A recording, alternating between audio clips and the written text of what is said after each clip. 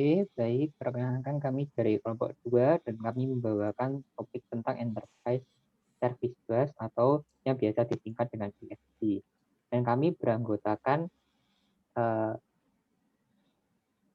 next, yang kami beranggotakan yang pertama Ian Felix Jonathan, NRP 008, yang kedua Clarissa Fatimah, NRP 0012. Selanjutnya ada saya NRP 016 dan Ginasiar Al-Abyuna NRP 042.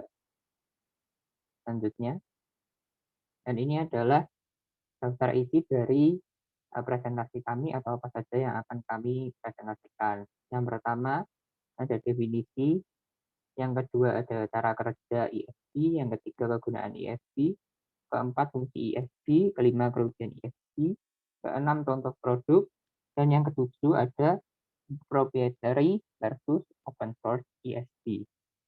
Selanjutnya, yang pertama adalah Enterprise Service Bus. ESB adalah pendekatan arsitektur teknologi informasi yang dirancang untuk mengintegrasikan berbagai aplikasi bersama yang disebut bus-like infrastruktur. ESB ini biasanya terletak di suatu tempat antara framework dan suite. Sebagai cara lain untuk melakukan integrasi aplikasi, ESB adalah alat middleware yang mendistribusikan tugas di antara berbagai komponen yang terhubung membentuk aplikasi. Selanjutnya, lalu ISP adalah alat middleware yang digunakan untuk mendistribusikan pekerjaan di antara komponen aplikasi yang terhubung. ISP dirancang untuk menyediakan sarana pemindahan pekerjaan yang seragam, menawarkan aplikasi yang berkemampuan untuk terhubung dengan pesan berlangganan yang didasari oleh aturan kebijakan struktural dan bisnis. Semua layanan pelanggan berkomunikasi dengan cara yang sama menggunakan ISP, di mana ISP ini bertugas untuk menerjemahkan pesan ke jenis pesan yang benar dan mengirimkan pesan tersebut ke layanan konsumen.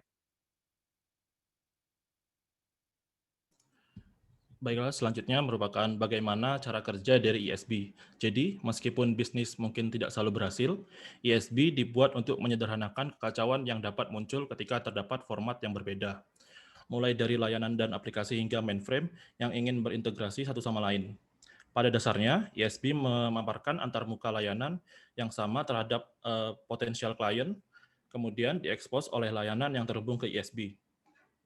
Jadi cara kerjanya ISB itu dapat digambarkan sebagai sekumpulan saklar atau switch yang tugasnya untuk mengirim pesan langsung melalui rute yang spesifik kepada aplikasi-aplikasi dan atau komponen-komponen yang ada. Nah, namun ISB ini memerlukan yang namanya organisasi Business Policy Logic atau kebijakan bisnis khusus. Nah, fungsinya ini adalah menentukan jalur ISB mana yang akan mengambil pesan tertentu. Next. Cara lain, ISB bekerja adalah sebagai proxy layanan, dengan berfungsi sebagai gateway untuk aplikasi yang tidak terpapar ke antarmuka layanan standar. Sebagai contoh, jika aplikasi mengekspos layanan Java RMI, tetapi seluruh jaringan berjalan di suatu ekosistem .NET, sehingga tidak dapat memanggil layanan RMI secara langsung dengan memanfaatkan ISB. Perusahaan dapat dengan mudah mengimplementasikan proxy layanan di Java yang dapat memanggil layanan RMI. Kemudian, proxy layanan memperlihatkan antarmuka layanan web seperti SOAP dan WSDL melalui ISB ke aplikasi .NET.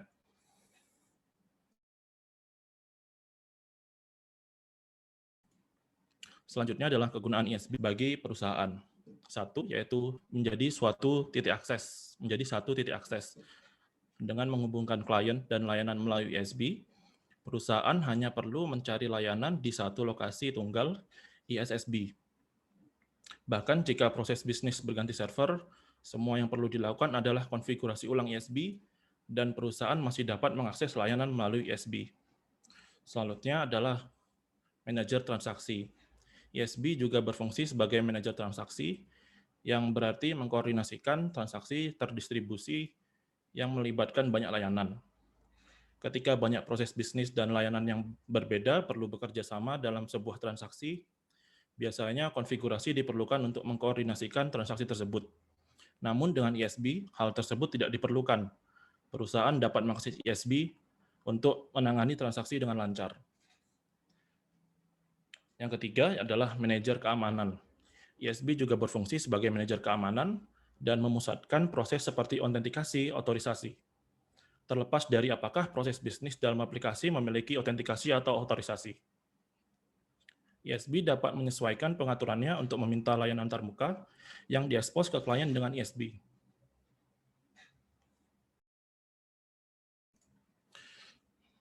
Fungsi ISB bagi perusahaan. Pertama ada decoupling, yaitu kemampuan pemisahan klien dengan penyedia layanan. Selanjutnya sebagai message enhancement, melalui ISB, pengguna dapat mengisolasi klien sambil membuat beberapa perusahaan umum pada pesan yang dikirimkan. Selanjutnya, sebagai konversi protokol transportasi. Kemampuan untuk menerima satu protokol input dan berkomunikasi dengan penyedia layanan yang berbeda. Terakhir, sebagai message transformation.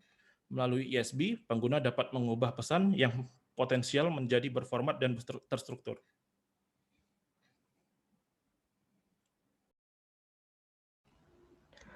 Berikutnya, beberapa cara lain agar perusahaan dapat memanfaatkan ISB dengan baik meliputi: yang pertama, resolusi runtime dari tujuan, layanan, dan sumber daya. Kedua, transparansi lokasi. Ketiga, konektivitas any-to-any, serta kepadatan koneksi maksimum. Keempat, dirancang untuk redundansi, skalabilitas, horizontal, dan failover. Kelima, kebijakan, kontrol akses, dan aturan eksternal. Keenam, implementasi lapisan jaringan yang logis antar layer. Hal-hal yang perlu diperhatikan, ada banyak hal penting yang dilakukan ISB dan penting untuk memastikan bahwa ISB melakukan semua proses yang diperlukan perusahaan. Berikut adalah beberapa bentuk yang harus dimiliki ISB. Yang pertama itu perrutean, yang kedua message transformation, yang ketiga message enhancement. Berikutnya ada proses koreografi, protokol transformation, service orchestration, service mapping, security, dan message processing. Proprietary versus open source ISB. Yang pertama, proprietary ISB. Proprietary sangat masuk akal bagi perusahaan yang menginginkan kegunaan yang lebih sederhana, stabilitas produk, dan kepemilikan. Beberapa fitur proprietary ISB meliputi yang pertama, fungsionalitas. Proprietary ISB menyediakan berbagai fitur integrasi serta daftar lengkap alat seperti BAM, EDA, dan CEP. Perawatan, alat administrasi dan pemantauan yang tersedia untuk proprietary ISB menawarkan tingkat stabilitas dan fungsionalitas yang sangat baik.